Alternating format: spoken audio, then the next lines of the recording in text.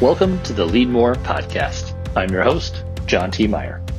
The Leadmore podcast is the show where we interview leaders of the past and the present to help inspire and create more leaders for the future, because the world needs more leaders. In this episode, I'm so excited as a lifelong Jacks fan. We sit down with South Dakota State University head football coach, John Stiegelmeier, as he's about ready to start, or was supposed to start, what would have been his 24th season coaching the Jacks football team. This season looks a little bit different with the pandemic, so we talked about what do you say to these young men who are preparing and getting ready to play football. We talked about how he got his Twitter name, Holy Nutmeg, and what that means to him and his team. And then we looked at the origin of how you get into sports and how you get into coaching and how do you learn from other coaches and what makes you better as a coach. It was a great conversation. He's so positive and so inspiring. And I know you're going to love this conversation with Coach John Stiegelmeier. Take a listen. All right, welcome to the Leadmore podcast. I'm here with South Dakota State University head coach, football coach, John Stiegelmeier. How are you, Coach? I'm doing super. How are you? I'm doing well. I love the little Holy Nutmeg sign, of course, your Twitter account up there. Can you tell the origin story of that? I don't allow our coaches to use profanity on the practice field, which is really rare. I'm embarrassed to say in college football, because when I go watch practices, it's embarrassing. And so one day that came out of my mouth, and it's just stuck. And that's my cuss word. That's my profanity.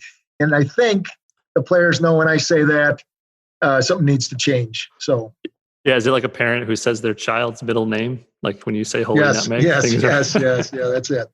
I've reached my limit. Yeah, that's great. Have you ever had any coaches struggle with making that transition? I mean, I'm sure you have coaches who come from other cultures who have to make that switch. So you drop those words. Yeah, I've got a money deal on my desk that it's called the cuss jar, and so if they use profanity, I remind them, and they bring some money in. And funny story, one of my best coaches I was around, Luke Meadows, he came in and gave me a $10 bill one day, said, "I had a bad day today, Coach." So, but you know what? I think it's just a weakness. It's not why add that to a sentence? It doesn't motivate people. So, and It's embarrassing too. Yeah. Well, I'm so excited to have you here. I grew up in Brookings. I went to school with a couple of your children. I've been a long time. I've been going to Jacks football games since I was a little kid. And when I think of leadership, I definitely think of you and the culture, the winning culture that you've built. But definitely, it's clearly more than just winning football games. And so I wanted to have you on the show today.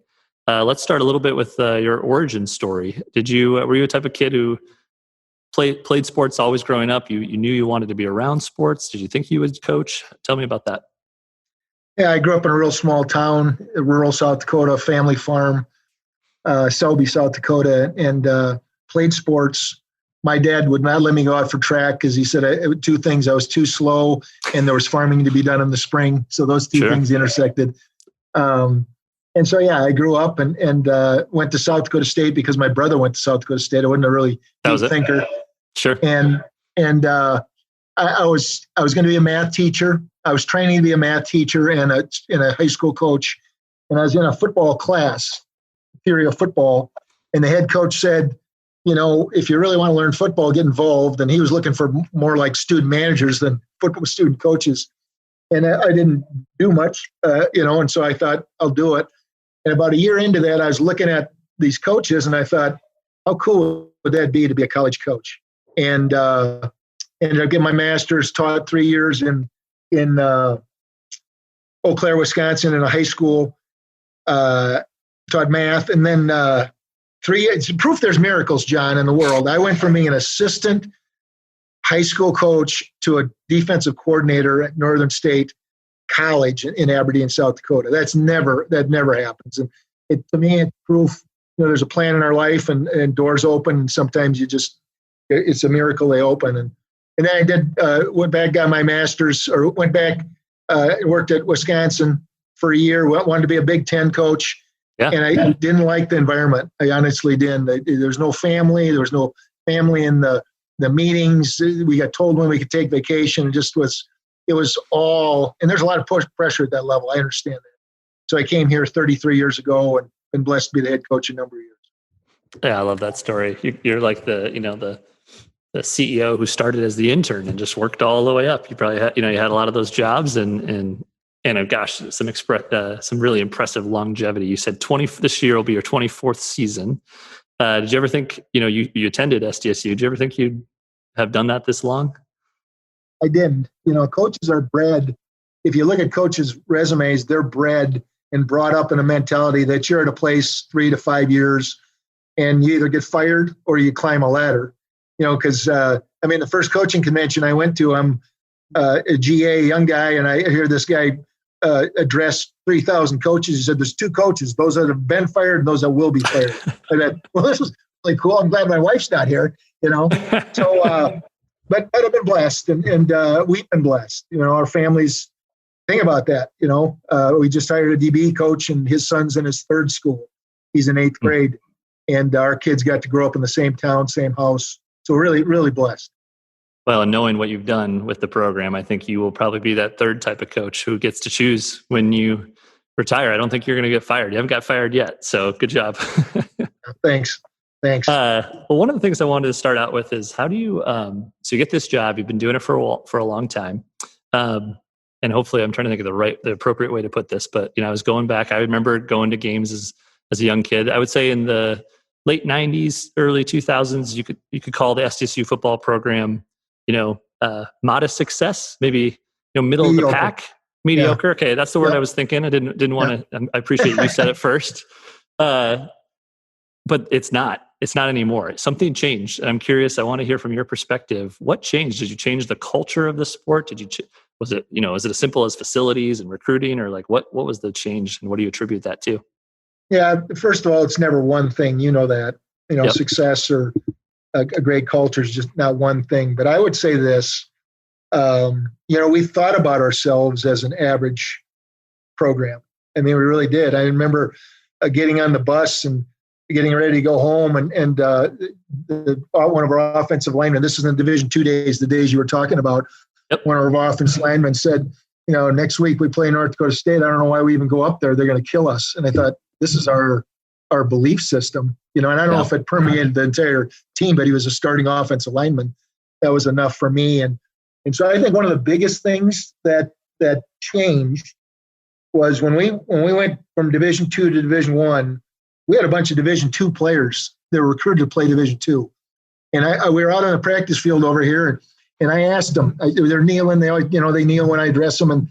And I said, okay, this is the move. If you're in favor of it, stand up. And one by one, those guys stood up. And I get shivers saying that story because I think it was a time in South Dakota State football where they said, we're going to draw a line. We're going to change we have an opportunity to change this. We have new life. And we really have been a better Division I program than we were ever a Division II program, which is kind of crazy.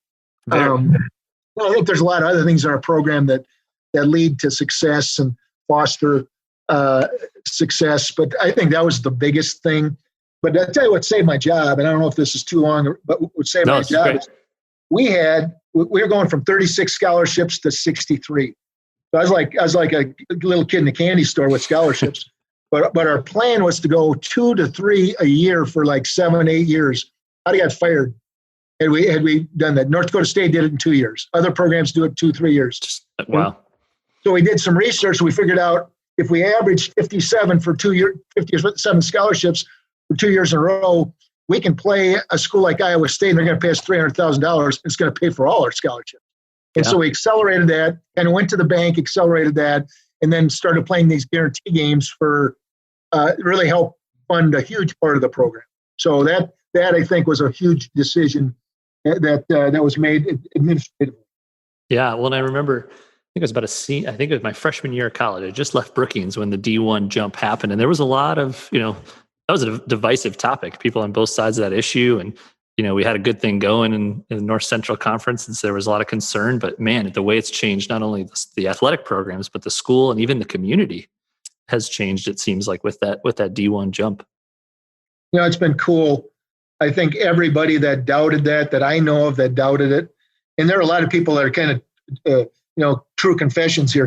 They kind of come up and say, I really thought it was a bad move. But they're really complimentary, and credit goes to our president and our athletic director at that time, and then North Dakota State, because we did it together. I don't think either one of us would have done it had we not done it together. And it's created a great rivalry and a great national rivalry, really. Yeah, last year we had College Game Day up in Brookings to showcase that rivalry. I mean, it's the big leagues now, which is really exciting. Did you, when you made that, or let's actually back up even before D1, a CEO, a politician, a leader, a teacher, they want to create a culture in their classroom or a culture in their boardroom, in this case, a locker room. How would you describe the culture of SDSU football? And I want to hear how you think about it and how you created it. Well, when I was hired, I said we're going to stand for 5 things. And since then, that's been expanded to, I think, 12. And it's called the Jackrabbit Way. And I think, I'm not going to go over all of them, but I think the 2 most important things that apply to culture is belief, number 1, and then family/love. And I'll go to belief. Coaches recruit young men, and then they make them prove themselves. And young men come into programs, they look at the system, and they make the system prove itself. And all we do is hold each other back. In education, there's this thing called the self-fulfilling prophecy, that if I look at a class and I look at them as geniuses, and then I choose another class, I look at them as misfits, and they're equal in ability, at the end of the year, they will reflect my perception. And so the geniuses will be a lot smarter and accomplish a lot more. And so when I bring in a kid, or when we bring in a kid and we look at him and say, you're going to be, internally, we make this decision.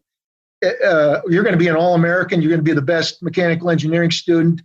What does it hurt to do that? Nothing. Every year I tell my staff, this is the best football team we're going to ever have at South Dakota State. They laugh at me because I've said it now, I said it again this fall, 24 years in a row.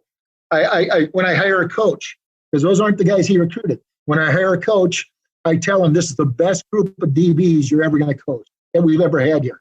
Because I want guys to perceive that. And that is really foreign for people. You know this. You wait for the light bulb to come on and go, oh, now I know why this works. I'm sure the same thing happens sometimes with your employees, and all we do is hold ourselves back. Second thing. Yeah, go ahead. No, just mentality is so big. Yeah, we limit that self-limiting belief. Oh, it's such a, and again, we'll be in a staff meeting, and now it's Zoom meetings, and a coach will say, I think we made a mistake with this kid in the scholarship, I think we made a mistake. I say the same thing every time. He's going to win us a game someday. I'm telling him, believe in your players. And I'm a pretty boring guy. They hear the same thing from me all the time. The second thing, though, John, is family. There is no greater organization. You talk about politics or teams or businesses. There's no stronger organization than family. And I'm talking about the ideal family. I know there's a lot of different forms and stuff. When a young man or young woman walks in the door after they come from school, they don't have to tell them about their 40 time. They don't have to prove their GPA. They don't have to tell them about their height, weight. They are instantly accepted and instantly loved because they're part of family. So when you can take that and make that your football team, meaning I know our players' birthdays, or I have a list of our players' birthdays. I'm praying for one of our running backs, one of his friends and his cousin that both have cancer.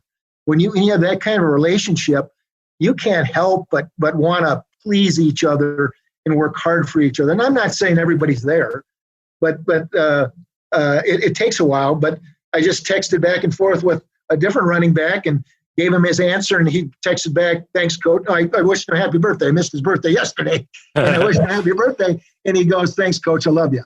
And I tell you what, when you hear a young man say that and he doesn't flinch, or a coach say that, it's pretty cool, really cool.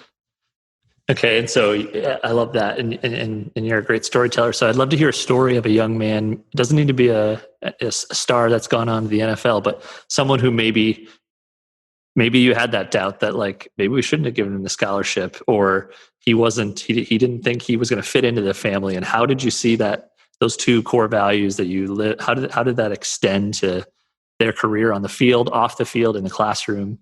Any proof in that pudding? I mean, I know it exists, but I just would love to hear your perspective.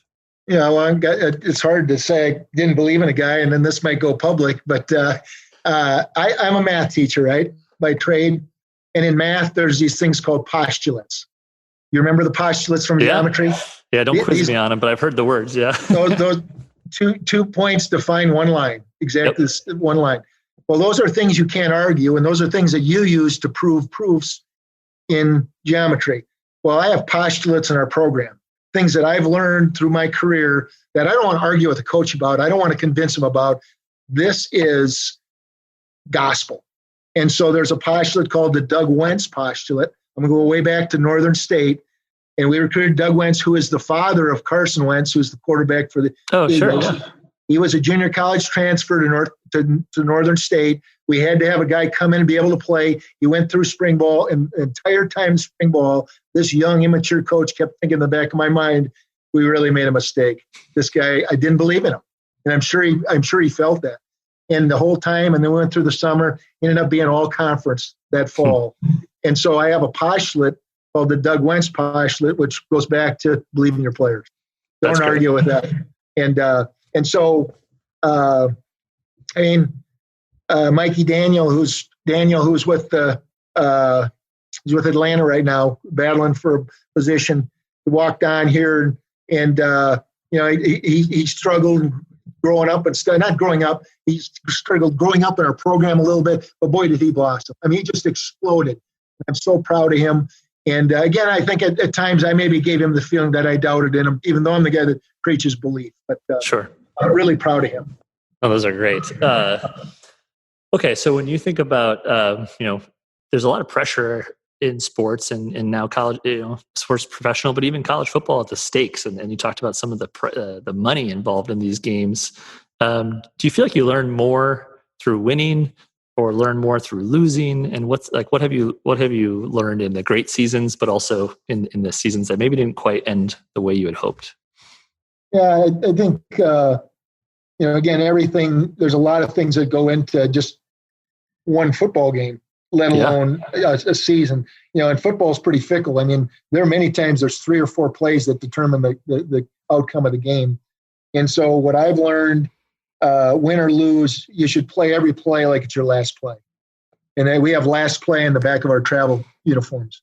Yep. And I should coach that way. I should coach. I should be steel focused in that narrow room where no distractions while I'm making decisions, so I don't contribute to an error and I contribute to success on the field. I think that's one of the biggest things I've learned. I've learned player leadership, and I used to say senior leadership, but player leadership is huge in determining which direction your team goes. I spend 2 hours on a normal season. I'm out there in the field 2 hours a day with some guys, and I get to talk to them and address them at the start and address them at the end. So I get maybe to talk to them, I get 10 minutes with them.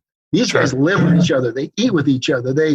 And so whether it's the guy in the dorm that makes sure the guys aren't going to the house parties on Thursday, he's a leader, to the guys that sees a guy not living his life right and calls him out, those are the guys that make a difference. And coaches, I don't know how you learn, but coaches, traditionally, football coaches go to other programs. We go on professional visits.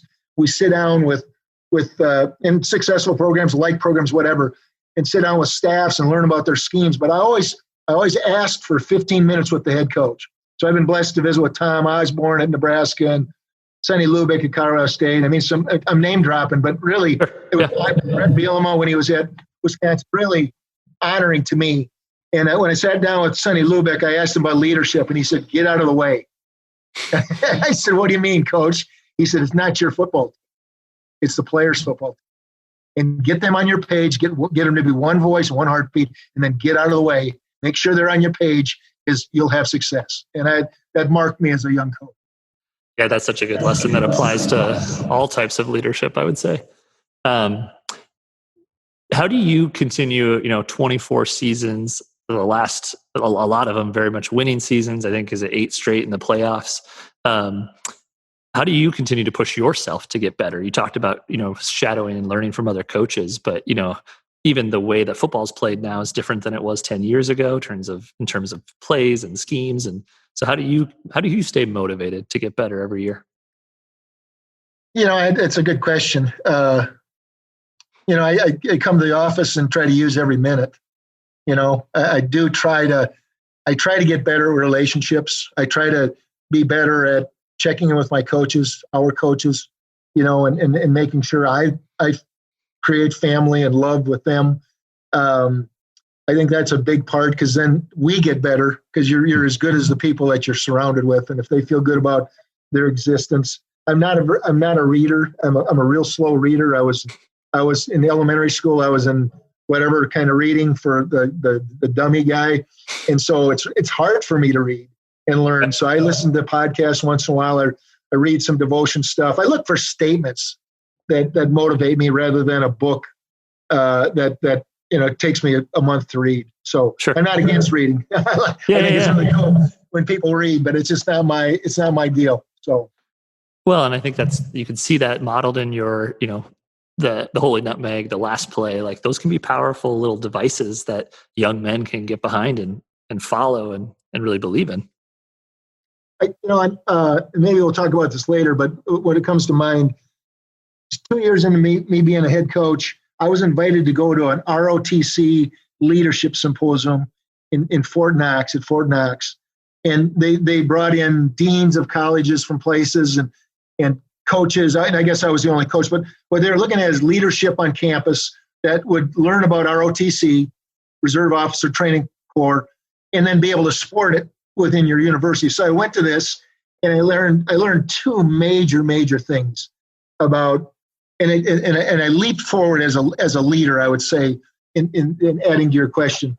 Number one, leaders are created, because ROTC literally takes 24, 36 students, runs them through this curriculum and these different things, and then they put 2 bars on their shoulders, make them a second lieutenant or lieutenant, whatever it is, and they go and lead.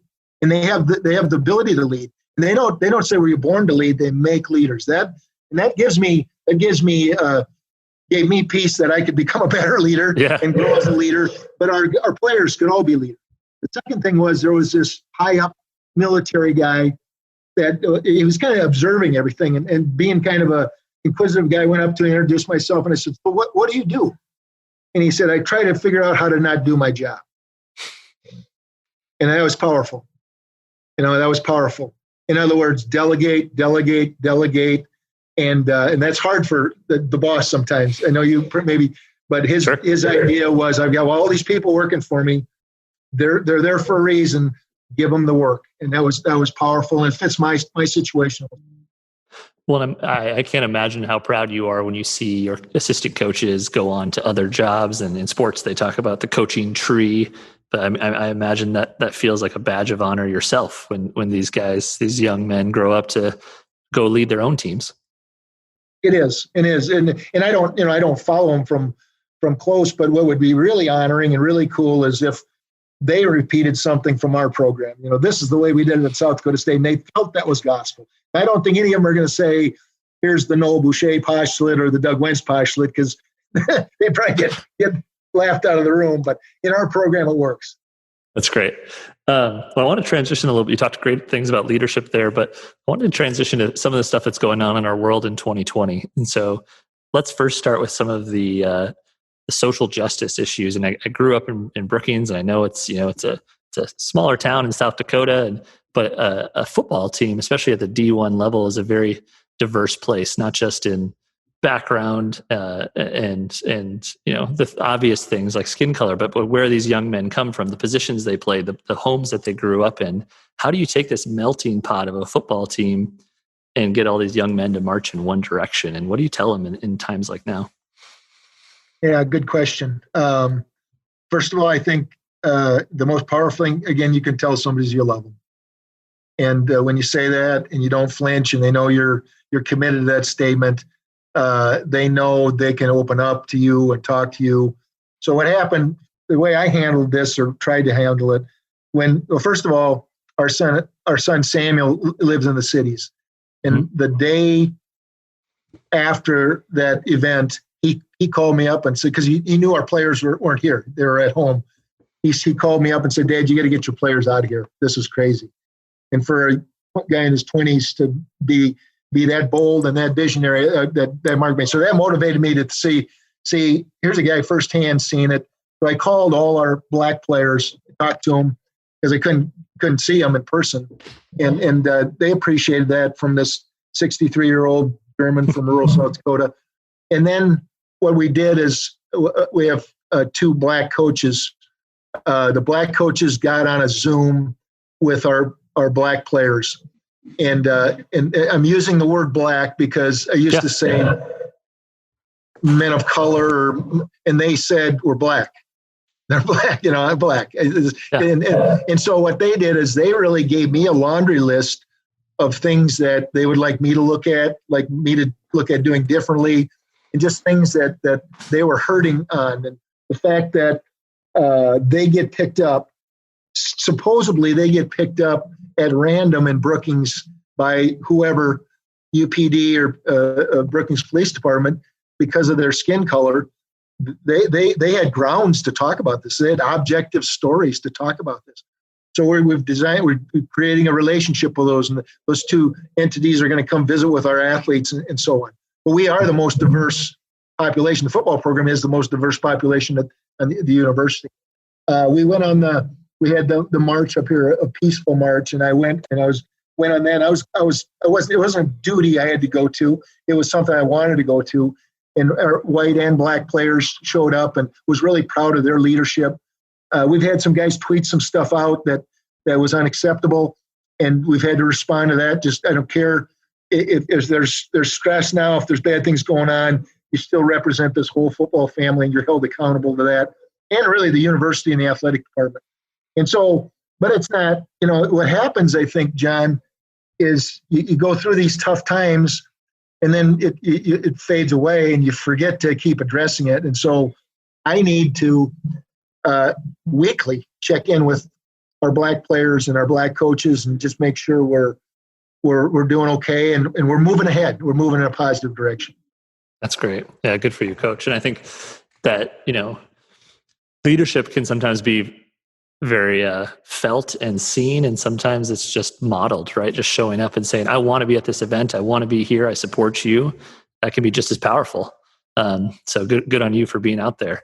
2020, again, now so much has happened in 2020. Now we're transitioning to a global pandemic, and let's talk about COVID. So your students, campus goes remote, and students leave campus, leave Brookings. You're hoping all summer that you guys get to play this fall. Obviously, things didn't fall that way right now, so your schedule's a little bit more open up. So I appreciate the time. Usually you'd be in practice right now. So what do you tell these guys I can imagine you would know, but how many hours in the gym, hours on the field, all the stuff that they've given toward playing football, and now you have to tell them, hey, not yet. We'll get our time later. How did you do that? Yeah. It's a long story, ongoing. Really, because it started. We go to spring break. They extend spring break for a week, and then they shut down the school. So we miss all of spring ball. And you're right. You're right that these guys have dedicated so much time to this sport. It's humbling to me how hard they work for this sport. But within this answer, I think they can learn that football, if it's even taken away, is not the most important thing in your life. And we can learn that. So what we talked about in however we could do it, we needed to be better than our opponent. We need to be better than any program in America. And so wherever you were, you had to take care of yourself. You had to find a way to exercise. We had one of our highest GPAs ever. Now, I don't know if their moms were doing their homework remotely. I don't think they were, but we had one of our highest GPAs. So they did that. They stayed focused, yeah. Then they come back for summer workouts. And the NCAA has had all these changes daily.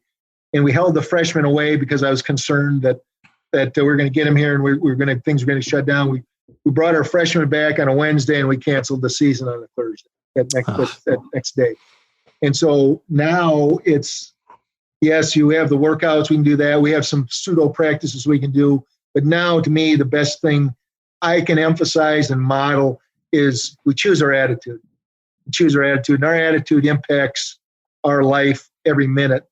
And I don't know if you remember the old Bose gas station. Oh yeah, the new one now. But there's a guy named the guy that started Naim Bose was in there one day, and I went and got my Mountain Dew. And he's 80 years old working at a gas station, right? He should be fishing. He should be in. And I said, "How you doing, Naim?" And he said, "I'm doing super. It's a choice." And that marked me because it is a choice. And so you say choose an attitude, but choose it. Then make it different. Make it go through your skin and your toes and have a bounce in your step. If our players do that, they'll have a positive day whether we have football or not.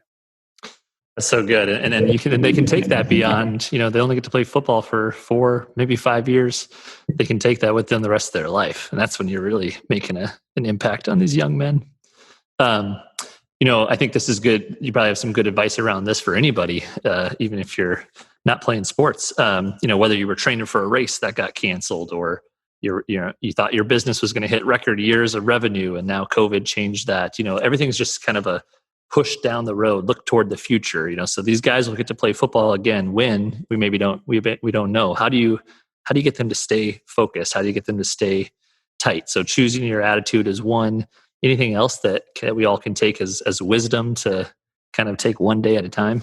Well, there's some unique things in our situation. So in FCS football, most teams have shut down, but we have 2 teams in our league. Missouri State, they're playing 3 games, and North Dakota State's playing 1 game.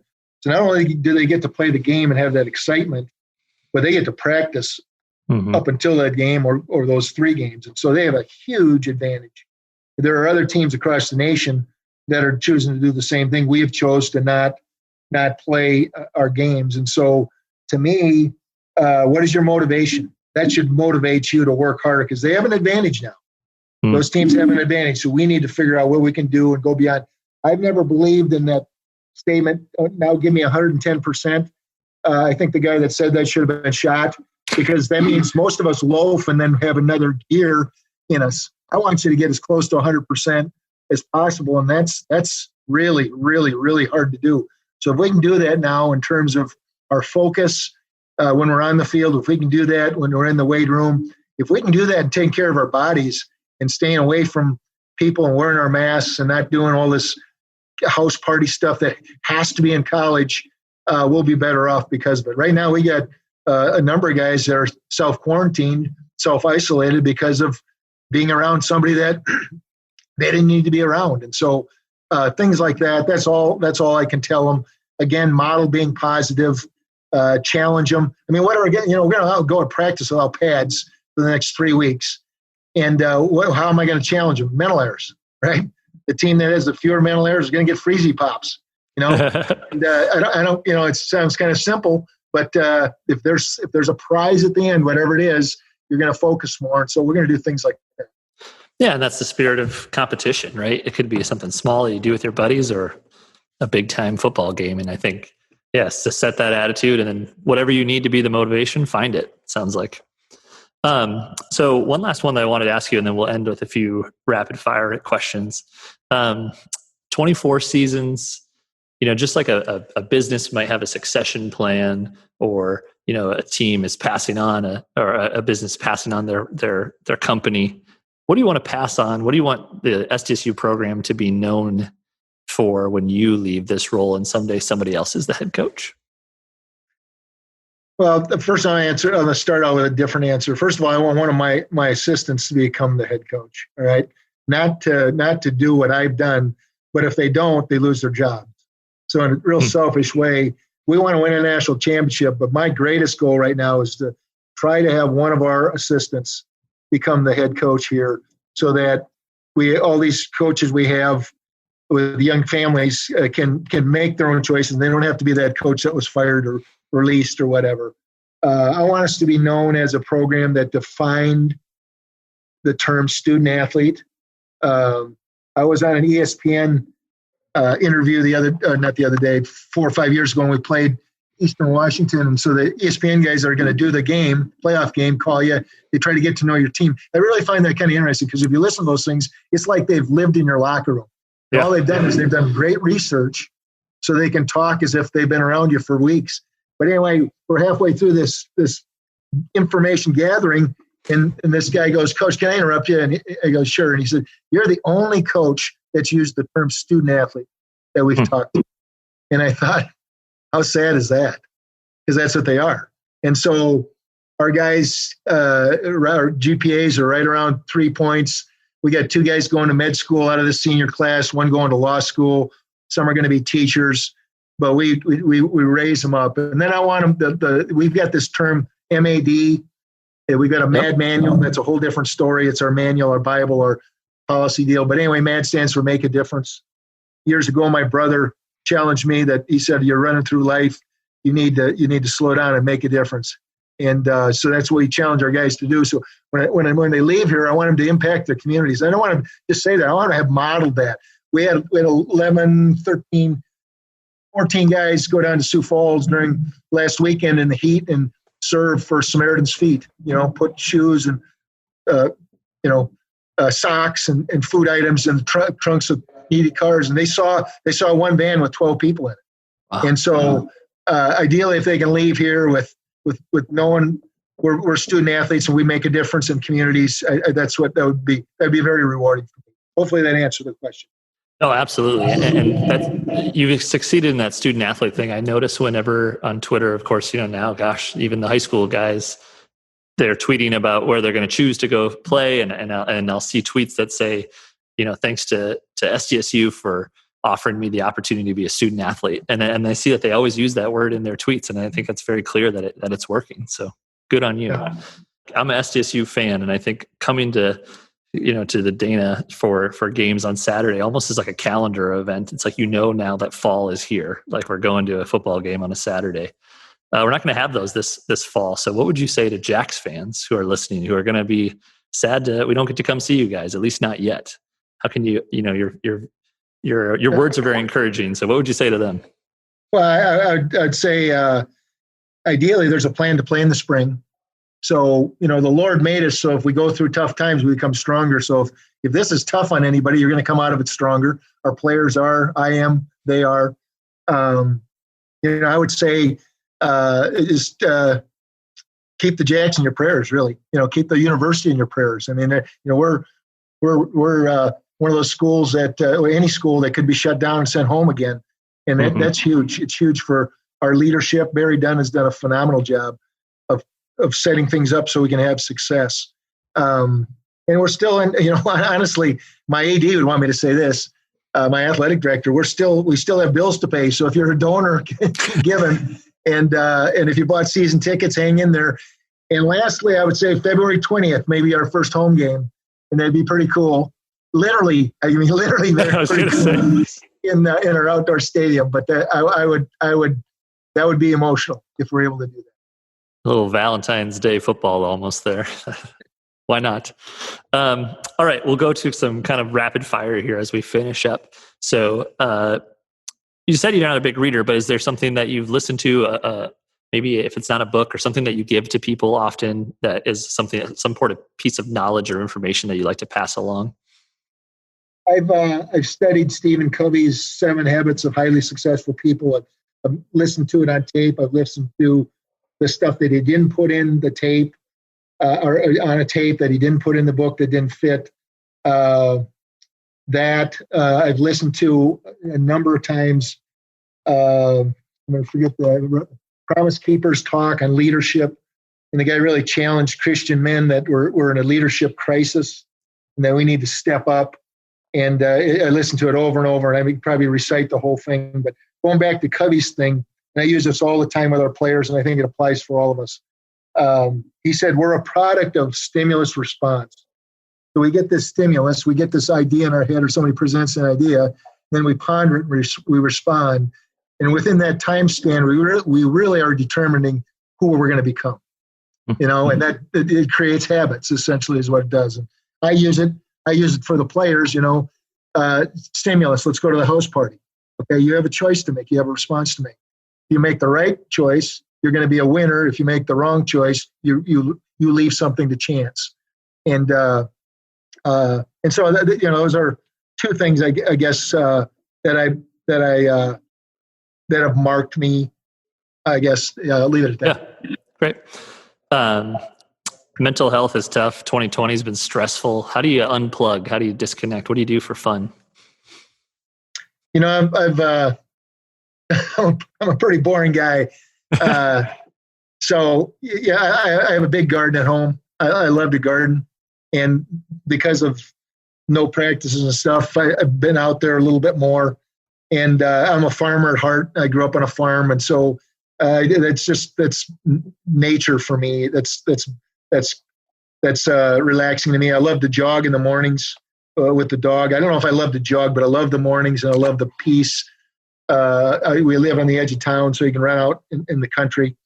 That, and then the last thing, which my wife would make me say, we used to have a goal to try to sit on the porch once a week during whatever time period, and we've sat on the porch more this period than COVID than we probably had in the last 5 years. And we just go out there and sit and smile most of the time because she's my best friend and I'm hers, and so that's very relaxing to me. That's great. I love that. I see 4 children, right? Was it 4? Yes, 4. 4 grandkids? 4 grandkids. Also. Okay. So what's a piece, I think parents are leaders. What would you say is a piece of parenting advice you'd give the listeners? I will plagiarize, okay? Sure. You know the name Zach Zenner, played for us, running back, played in the NFL for 5 years. I went to the Campbell Trophy ceremony out in New York with him and his parents. And Zach his players define him as perfect. That's how they define him. So Zach is this perfect young man. And so I said to the mom and dad, I said, give me 3 things that's important in raising children. And his dad looked at me and said 1. He said, accountability. Right? And that was it. That's all he said. And hold them accountable. And that there was a short conversation, because he didn't want to talk about anything else. But that, I think accountability, I think love, sometimes it's tough love, but just true love, and stay on your knees. Dr. James Dobson, Focus on the Family, said, stay on your knees. Doesn't matter how old they are. Our oldest is 38, youngest is 28, and we stay on our knees every day. So, like that. What question we ask here at Lemonly when we're in interviews for hiring people is, what's your superpower? What's the one thing you do better than everyone else? And we love it because it makes you brag about yourself, which, us South Dakotans aren't very good at doing. So what would you say is your superpower, Coach? I don't, you told me you were going to ask me that, and I've had this pressure the whole time. And so I would say my superpower, my gift, is to be able to take a bunch of ideas from coaches or from and literally come up with what I truly believe is the right answer. And, as a football coach, you can't second guess yourself. You get 25 seconds, you call in, and then life goes on. You go to the next thing. And so when you think like that, and you think you have that ability to make the correct decision, there's a confidence about how you go about making decisions and coaching and living your lives. And I'm not always right. I'm not saying that, but I would say that fits. That's my answer. Yeah, being able to decide 4th and 1. Do you go? Do you punt? And then being able to live with that choice and move on. That makes sense. And then lastly, I always love to learn how leaders like yourself, who are leaders that inspired you, mentors, people you studied. You've mentioned a few people, but I'd love to hear you answer that one. Yeah, I've interesting. A number of years ago, I wrote them all a letter thanking them for their influence in my life. Wrote them each a letter, I should say. I would say 3 come to mind. My father, who taught me 2 things. He taught me to be a man of character and to work hard. And he said, it'll work out. You'll always have success. And he was a farmer, and he watched his fields get hailed, or he had great whatever. But he said that those 2 things. My brother, who I talked about, challenged me to make a difference, was a great mentor in terms of parenting and making a difference in his world. I mean, he would give up anything to impact somebody in a positive way. It was really a live example. And then there's a guy that I coached under and with at Northern State named Dr. James Kretschmann. He was the AD. I was the D coordinator. So he was my boss as an AD. He was a linebacker coach, so I was his boss. So it was really kind of awkward deal. Interesting. He oozed with wisdom. And I can't tell you how many times I quote something he taught me in my short amount of time up there, and it was all good. It was all good. That's great. Good list there, and that's so cool. You took a moment to write him a letter and acknowledge that. We always have to remind ourselves to say thank you, right? We sometimes assume that they know, but we need to tell them again and again. Right. Well, Coach, thank you so much for your time. You're such an inspiration to me, and I know to hundreds and probably thousands by now of young men who've come through your program. So I wasn't getting my jacks fixed, so I'm glad I could call you and talk a little bit. So thanks so much for coming on the show. Well, I appreciate it. And we are going to play some replays of some radio games this fall. So hopefully people will go in their backyard tailgate and enjoy some memories. So yeah, I have a short-term memory, so I'll probably forget who wins that game anyway. Well, we win them all. We're going to play only wins. That's the right way to do it. All right. Well, good luck, Coach. Thanks for the time. All right. Take care. Bless you. All right. That was our conversation with South Dakota State University head football coach, John Stiegelmeier. Thanks, Stig, for the time. And of course, you're always on positivity. You inspire me, which I can tell you're a great coach and a great leader. So that's it for the Leadmore podcast. We'll be back next week on Thursday, where we drop new episodes every Thursday. You can follow along on the leadmorepodcast.com or wherever you subscribe to podcasts.